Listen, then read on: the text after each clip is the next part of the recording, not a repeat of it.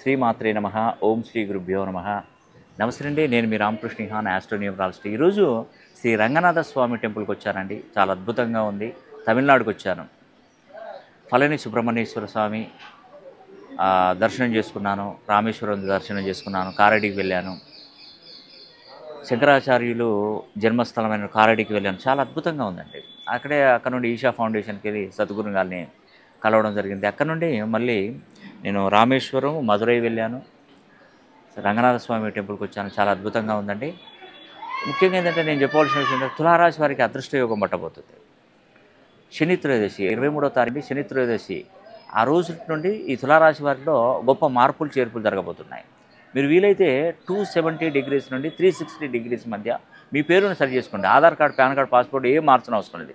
కేవలం మీ పేరును నోట్బుక్ మీద కోర్సులాగా రాయండి. మీ జాతకాన్ని చూడండి. నేను చూసేటువంటి పద్ధతులు నేమాలజీ, గ్రాఫాలజీ, ఆస్ట్రాలజీ, న్యూమరాలజీ, హస్తరేఖలు, గవ్వలు, తల